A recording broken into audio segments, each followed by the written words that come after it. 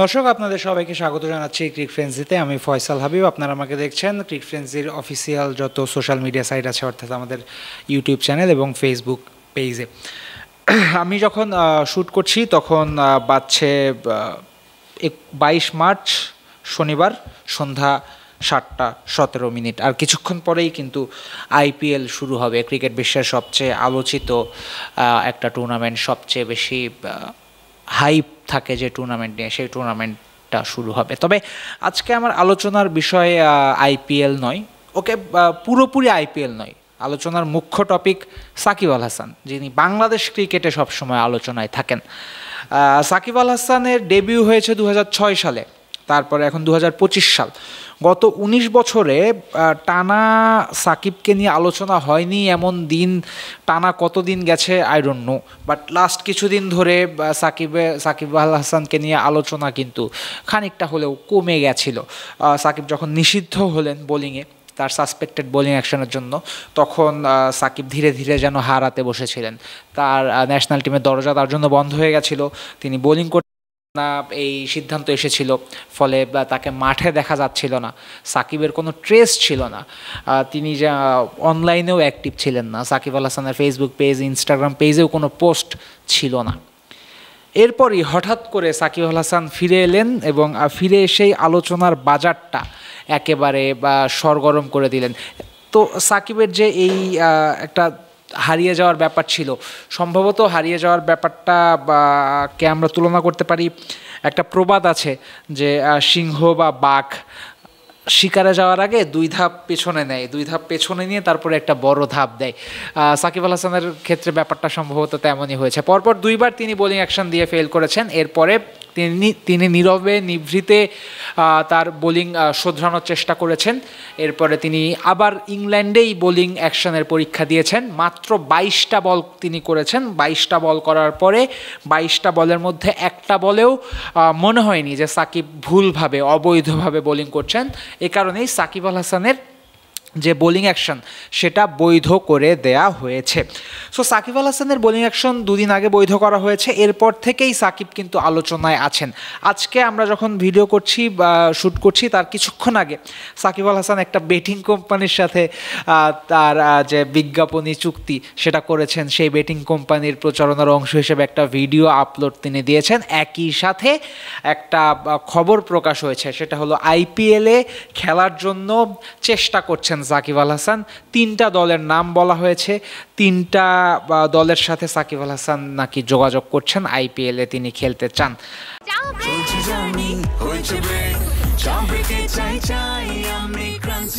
যে কোনো চা ব্রেকে বিস ক্লাব ড্রাই কেক, চায়ের সাথে আয়েশ।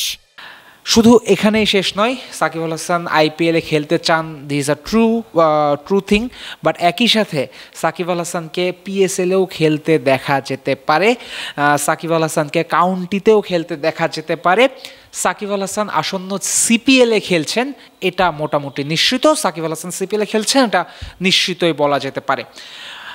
বিস্তারিত আলোচনায় যাব, তার আগে এতটুকু বলে নেওয়া উচিত যে সাকিব আল হাসানের ক্যারিয়ার শেষ। সাকিব আল হাসান আর কম্পিটিটিভ ক্রিকেট খেলবেন না, ফার্স্ট ক্লাস লেভেলের ক্রিকেট খেলবেন না। তিনি লিজেন্ডার লিগ খেলবেন বা যারা অবসর নিয়েছেন বা আইসিসির থেকে স্বীকৃতিপ্রাপ্ত নয় এই ধরনের ক্রিকেট খেলবেন, এমনই আলোচনা আলাপ চলছিল। সেটা ভুল। সাকিব আবারও একেবারে টপ লেভেলের ক্রিকেটেই খেলবেন। কিভাবে খেলবেন, কিভাবে সাকিবের সুযোগ আসতে পারে, আমরা সেটা নিয়ে আলোচনা করব। শুরুতেই আইপিএলের যে খবরটা এসেছে সেটা সম্পর্কে আলোচনা করা যেতে পারে। 3টা দলের নাম এসেছে। একটা হলো রয়্যাল চ্যালেঞ্জার্স বেঙ্গালুরু, একটা হলো রাজস্থান রয়্যালস, আর একটা হলো সানরাইজার্স হায়দ্রাবাদ। রিপোর্টে বলা হচ্ছে সাকিব আল হাসান এই 3টা দলের সাথে যোগাযোগ করছেন, কারণ এই 3টা দলের স্পিন শক্তি তুলনামূলকভাবে কম, স্পিন শক্তি তুলনামূলকভাবে দুর্বল।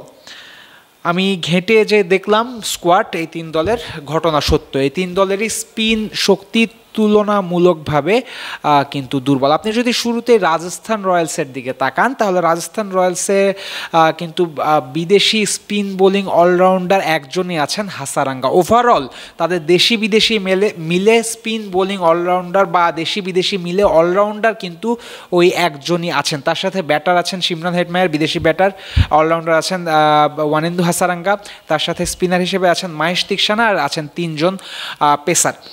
রাজস্থান রয়্যালসের দলটা দেশি নির্ভর। রাজস্থান রয়্যালসের ব্যাটিং অর্ডার পুরোটাই ধরতে গেলে দেশিদের নিয়ে গড়া। সিমরন হেটমায়ার খেলবেন, তার সাথে 2 জন পেসার হয়তো বা বিদেশি পেসার 2 জন খেলবেন। সেক্ষেত্রে তাদের দলে ফাজল হক ফারুকি আছেন, কোয়েনা মাফাকা আছেন, আরেকজন পেসার আছেন, তাদের মধ্যে 2 জন হয়তো বা খেলবেন। হাসারাঙ্গা এদিকে একজন স্পিনিং অলরাউন্ডার হিসেবে কিন্তু নিয়মিত হাসারাঙ্গার ম্যাচ খেলার কথা। এখন এখানে যদি আপনি খেয়াল করেন তাহলে হাসারাঙ্গা ছাড়া আর আপনার তেমন কোনো অলরাউন্ডার অপশন নাই। আপনি প্রথম 6 জন ব্যাটার রাখবেন, পরের 4 জন হয়তো বা আপনি বোলার রাখবেন, কিন্তু 7 নম্বর পজিশনে আপনার একজন অলরাউন্ডার দরকার। এক্ষেত্রে হাসারাঙ্গা ছাড়া আর কোনো অপশন রাজস্থানের কাছে নেই। হাসারাঙ্গা আইপিএল এর আগে খেলেছেন, বাট আইপিএলে অ্যাজ অ্যান অলরাউন্ডার হাসারাঙ্গা কিন্তু খুব বেশি সফল নন। হাসারাঙ্গা 2 সিজন বা 3 সিজন আইপিএল খেলেছেন, তার মধ্যে 1 সিজনে ভালো করেছেন, বাদ বাকি 2টা সিজনে, 3 সিজনের মধ্যে 2 সিজনেও বেশ খারাপ করেছেন, একটা সিজনে তিনি ভালো করেছেন। অর্থাৎ হাসারাঙ্গা আইপিএলে অলরাউন্ডার হিসেবে খুব যে প্রতিষ্ঠিত তিনি তেমনটা নন। তাই শুধুমাত্র হাসারাঙ্গাকে দিয়েই যদি রাজস্থান রয়্যালস এই বাজিটা খেলতে চায় যে হাসারাঙ্গাই আমাদের একমাত্র অলরাউন্ডার, হাসারাঙ্গাকে আমরা সব ম্যাচ খেলাবো, তাহলে কিন্তু রাজস্থানের জন্য ব্যাপারটা একটু কঠিন হতে পারে। তাই রাজস্থান একটা ভালো চয়েস সাকিব আল হাসানের জন্য। রাজস্থানের জন্য সাকিব একটা ভালো চয়েস হতে পারে, কারণ আপনি সবসময় চাইবেন আপনার দলে একজন অপশন থাকুক। আপনি যদি হাসারাঙ্গাকে আপনার প্রধান চয়েস স্পিনিং অলরাউন্ডার হিসেবেও ধরে রাখেন, এরপরও আপনার ব্যাকআপ স্পিনিং অলরাউন্ডার কিন্তু একজন দরকার, সেক্ষেত্রে Shakib Al Hasan can be an good option. বাদবাকি যে 2টো দল আছে, রয়্যাল চ্যালেঞ্জার্স বেঙ্গালুরু এবং সানরাইজার্স হায়দ্রাবাদ, এই 2টা দলেরও ওই একই রকম অবস্থা। হায়দ্রাবাদের কথা যদি বলি, হায়দ্রাবাদে আসলে স্পিনিং অলরাউন্ডার খুব যে বেশি আছেন তেমন নয়, এবং যারা আছেন তাদেরও আসলে ম্যাচ খেলার সম্ভাবনা কম, কারণ হায়দ্রাবাদে যে 4 জন বিদেশি খেলবেন এটা মোটামুটি ফিক্সড। ক্লাসেন খেলবেন, ট্রাভিস হেড খেলবেন, প্যাট কামিন্স খেলবেন। সেক্ষেত্রে একজন স্পিনিং অলরাউন্ডারের কিন্তু হায়দ্রাবাদের একাদশে সুযোগ পাওয়ার সম্ভাবনা কম, এবং হায়দ্রাবাদের স্কোয়াডেও খুব যে বেশি স্পিনিং অলরাউন্ডার আছে তেমন নয়। কামিন্দু মেন্ডিস আছেন, কামিন্দু মেন্ডিস দুর্দান্ত তিনি একটা বছর কাটিয়েছেন ইন্টারন্যাশনাল ক্রিকেটে, এই কারণে সম্ভবত তাকে আইপিএল নেওয়া হয়েছে। বাট একটা জিনিস মনে রাখতে হবে, কামিন্দু মেন্ডিসের কিন্তু আইপিএল এক্সপিরিয়েন্স খুব বেশি নেই। সেক্ষেত্রে মেন্ডিসের উপর কতটা ভরসা রাখতে পারে হায়দ্রাবাদ, সেটা একটা প্রশ্ন হতে পারে। বাট যদি হায়দ্রাবাদ একজন এক্সপিরিয়েন্সড স্পিন বোলিং অলরাউন্ডার খোঁজেন, সেক্ষেত্রে Shakib Al Hasan can be an option. Royal Challengers Bengaluru তাদেরও একই অবস্থা, তাদেরও 2 জন স্পিনিং অলরাউন্ডার আছেন। সেক্ষেত্রে একজন হলেন জ্যাকব ব্যাথেল এবং আরেকজন লিয়াম লিভিংস্টোন। জ্যাকব ব্যাথেল তিনি বাঁহাতি ব্যাটিং করেন, বাঁহাতি স্পিন বোলিংটা করেন। লিয়াম লিভিংস্টোন ডানহাতি ব্যাটিং করেন, ডানহাতি লেগ স্পিনটা তিনি করেন। যদিও এক্সপিরিয়েন্স কম আছে, বাট এই যে এই ব্যাথেল আর লিয়াম লিভিংস্টোনের কথা বললাম, এরা মোর অফ আ ব্যাটার, তাদের সাথে সাথে বোলিংটাও করতে পারেন। এবং মনে রাখতে হবে বেঙ্গালুরুর কাছে কিন্তু ক্রুনাল পান্ডিয়াও আছেন, এবং ক্রুনাল পান্ডিয়ার প্লেয়িং রোলটাও অনেকটা সাকিব আল হাসানের মতোই। এবং যেহেতু আরসিবির মাঠ অনেক ছোট মাঠ, ব্যাটিং পিচ হয়, অনেক বেশি রান হয়, সেসব মাঠে আসলে একজন হার্ড হিটার খুঁজতে চাইবে আরসিবি, বা একজন এমন বোলার খুঁজতে চাইবে যার মধ্যে মিস্ট্রি আছে। সব মিলিয়ে আরসিবির জন্য কিন্তু সাকিব আল হাসানের আরসিবি মানে আরসিবি সাকিবকে দেখে যে খুব বেশি অ্যাট্রাক্টেড ফিল করবে বলে আমার মনে হয় না। বাট স্টিল ওই যে যেমনটা বললাম, এক্সপিরিয়েন্সড স্পিনিং অলরাউন্ডারের অভাব কিন্তু ব্যাঙ্গালোরেও আছে, তবে ব্যাঙ্গালোরে সাকিবের যাওয়ার সম্ভাবনা খুবই কম বলে আমার মনে হচ্ছে। এই যে 3টা দলের কথা বললাম, 3টা দলে আসলেই স্পিনিং ডিপার্টমেন্টটা দুর্বল আছে, সাকিব এখানে একটা ভ্যালু অ্যাড করতে পারে। বাট এই 3 দলের মধ্যে 2টা দলে একটু সমস্যা আছে, একটা দলের সমস্যা কম। যে 2টা দলের সমস্যা আছে সেই 2টা দল হলো আরসিবি বেঙ্গালুরু আর SRH। সানরাইজার্স হায়দ্রাবাদ। সমস্যাটা কি? সমস্যাটা হলো আইপিএলে একটা দল এক বছরের জন্য 8 জন বিদেশি ক্রিকেটার কিনতে পারে। এসআরএইচ আর আরসিবি অর্থাৎ হায়দ্রাবাদ আর বেঙ্গালুরু দুই দলই কিন্তু 8 জন করে বিদেশি ক্রিকেটার কিনে ফেলেছে। এখন যদি তাদের এক্সট্রা একজন বিদেশি লাগে, তারা যদি সাকিব আল হাসান অথবা অন্য যে কোনো বিদেশিকে নিতে চায়, সেক্ষেত্রে তাদের স্কোয়াডে থাকা অলরেডি 8 জন ক্রিকেটারের মধ্যে যে কোনো একজনের কিন্তু ইনজুরিতে পড়তে হবে অথবা টুর্নামেন্ট থেকে যে কোনো কারণে ছিটকে যেতে হবে। আরসিবির জ্যাকব ব্যাথেলের একটা ইনজুরি ছিল, তিনি ইনজুরির জন্য চ্যাম্পিয়ন্স ট্রফি খেলতে পারেননি, বাট আইপিএলে যে ব্যাথেল থাকবেন না এই ধরনের কোনো কথা এখনো পর্যন্ত শোনা যাচ্ছে না। অপরদিকে এসআরএইচও সেম, হায়দ্রাবাদেও তেমন কোনো ইনজুরি সমস্যা আছে বলে এখনও শোনা যায়নি। তাই এই দুটো দলে সাকিবের ঢোকার সম্ভাবনা বেশ কম এবং কঠিন, কাজটা কঠিনও বটে। তবে আমরা যে রাজস্থান রয়্যালসের কথা বলেছি, রাজস্থান রয়্যালস কিন্তু মাত্র 6 জন বিদেশি কিনেছে, সেক্ষেত্রে আরও 2 জন বিদেশি তারা এনিওয়ে কিনতে পারবে। তাই কারো ইনজুরির অপেক্ষায় না থেকে, কারো ছিটকে পড়ার অপেক্ষায় না থেকেই কিন্তু রাজস্থান রয়্যালস সাকিব আল হাসানকে নিতে পারে। এবং আমার হিসাব নিকাশ যদ্দূর যা বলছে, রাজস্থান যদি কোনো দল সাকিব আল হাসানকে আইপিএলে নেয়, সেটা রাজস্থান রয়্যালস হওয়ার সম্ভাবনাই বেশি। কারণ ওই যে বললাম, হাসারাঙ্গা ছাড়া তাদের আসলে এই স্পিনিং অলরাউন্ডার তেমন কেউ নেই। তাই Shakib can be a good option. এই গেল আইপিএলের হিসাব নিকাশ। এবার বলি পিএসএলের কথা। আমরা যতদূর খবর পেয়েছি, সাকিব আল হাসানের যিনি ইন্টারন্যাশনাল এজেন্ট, যিনি এই যে বিভিন্ন লিগে খেলার ব্যবস্থা সাকিব আল হাসানকে করে দেন, তার সাথে কথা বলে আমরা যেটা জানতে পেরেছি সেটা হলো যে পিএসএলেও সাকিব কথাবার্তা চালাচ্ছেন। ইনফ্যাক্ট এই ধরনেরও আমরা বক্তব্য পেয়েছি যে পিএসএলের ড্রাফট থেকেই সাকিব আল হাসানকে নেওয়া হতো, ড্রাফট থেকেই কোনো না কোনো দল সাকিবকে নিত যদি না সাকিবের বোলিং ব্যান্ডটা আসতো। এখন যেহেতু সাকিব আল হাসানের বোলিং ব্যান্ডটা উঠে গেছে, তাই পিএসএলের যে কোনো দল সাকিবকে পেতে আগ্রহী হবে বলেই বিশ্বাস বা হবে বলেই আমরা খবর পেয়েছি।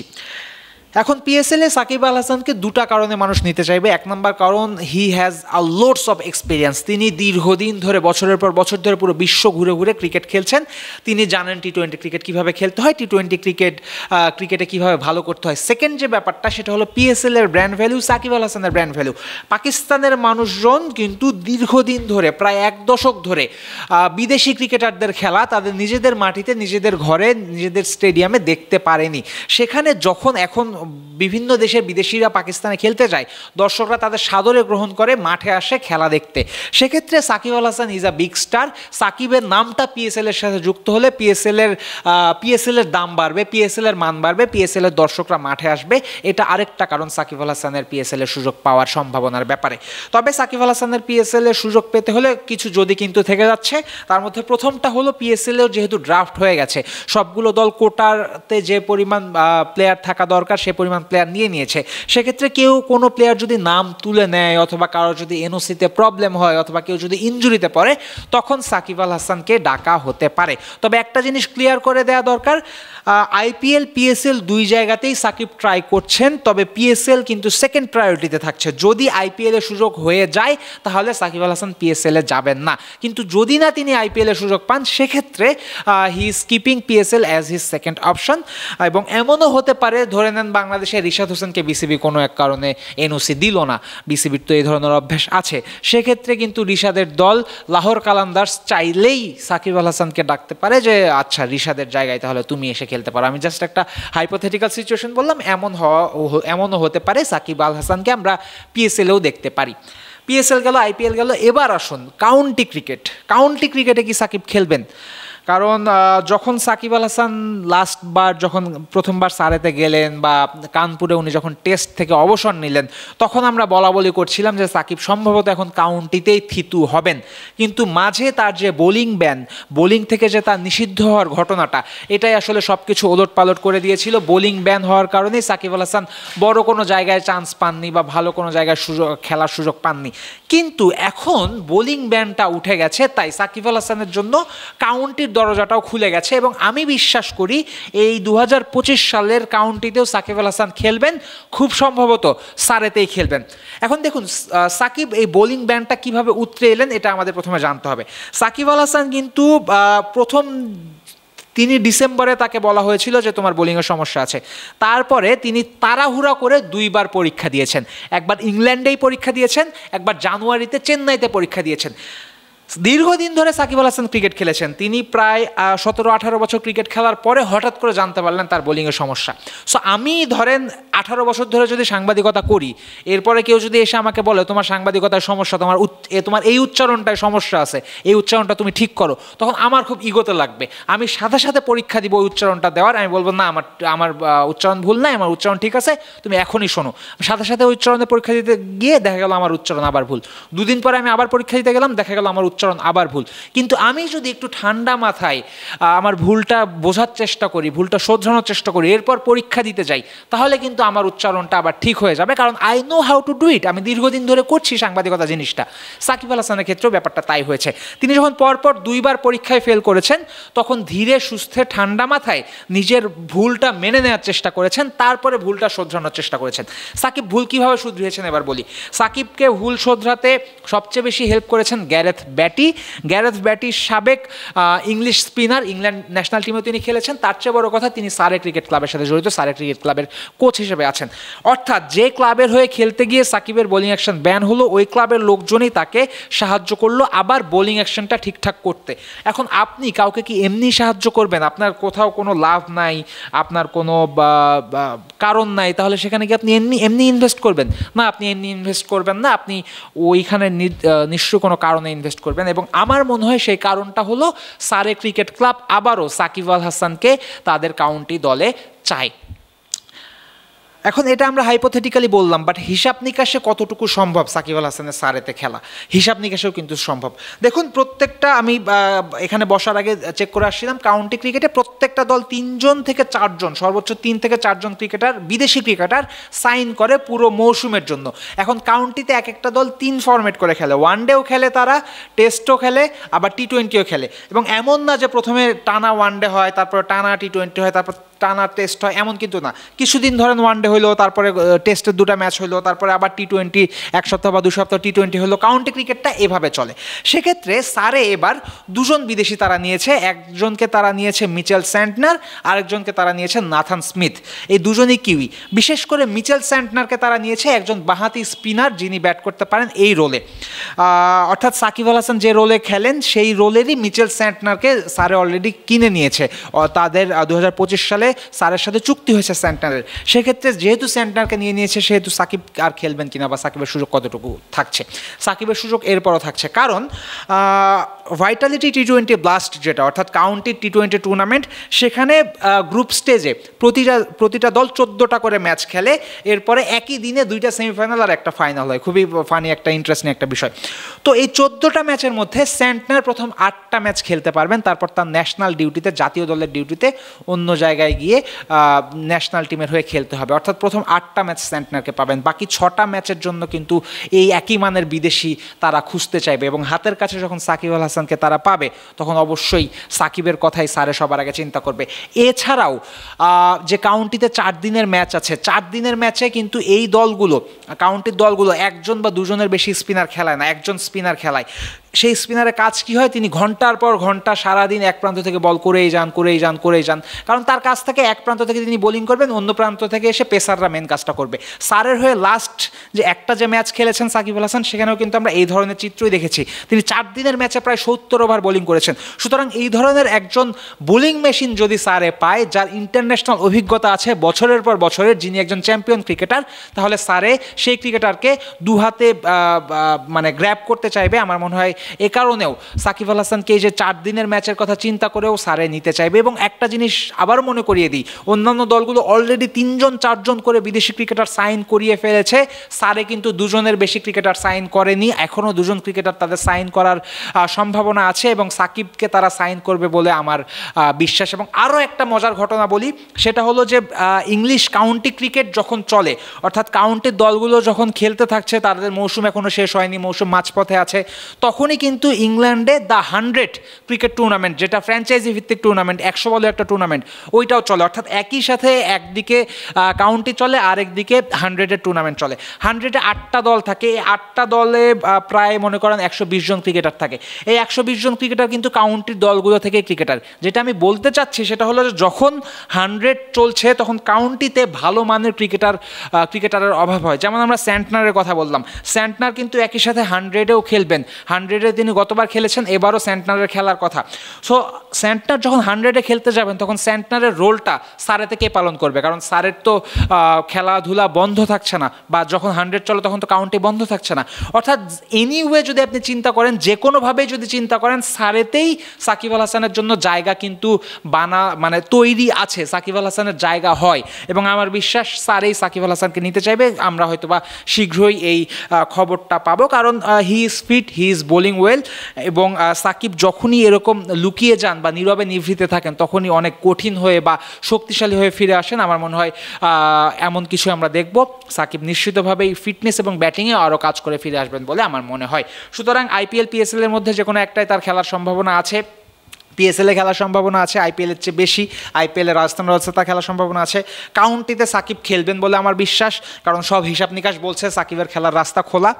এবং যেটা বছরের অগাস্টের দিকে, জুলাই অগাস্টের দিকে যে টুর্নামেন্টটা হয় CPL, ক্যারিবিয়ান প্রিমিয়ার লিগ, আমি শুরুতে বলেছি সাকিব CPL-এ খেলছেন। হ্যাঁ, এটা সাকিব CPL-এ খেলছেন, অলমোস্ট মানে সাকিব কথাবার্তা অলমোস্ট পাকা করে ফেলেছেন, CPL-এ তিনি খেলছেন। CPL-এর একজন লিজেন্ড কিন্তু সাকিব আল হাসান, 5 রানে 6 উইকেটের একটা বোলিং ফিগার আছে সাকিবের CPL-এ। CPL-এর পিচ সবসময় স্পিনিং পিচ হয়, সবসময় স্পিনাররা সুবিধা পায়। সাকিব আল হাসান দীর্ঘদিন ধরে CPL-এ খেলেছেন, CPL-এ তিনি বেশ কয়েকটা আলাদা আলাদা দলে খেলেছেন। CPL-এর খেলার মান ভালো, CPL একেবারে টপ ক্লাস ফ্র্যাঞ্চাইজি লিগগুলোর মধ্যে একটা। এবং যতদূর খবর পেয়েছি সাকিব আল হাসানের এজেন্টদের কাছে সাকিবের CPL-এ খেলার ব্যাপারটা কিন্তু একেবারে প্রায় নিশ্চিত বলা চলে। এছাড়াও সাকিব আল হাসান T10 যে টুর্নামেন্টগুলো থাকে সেসব খেলার কথা।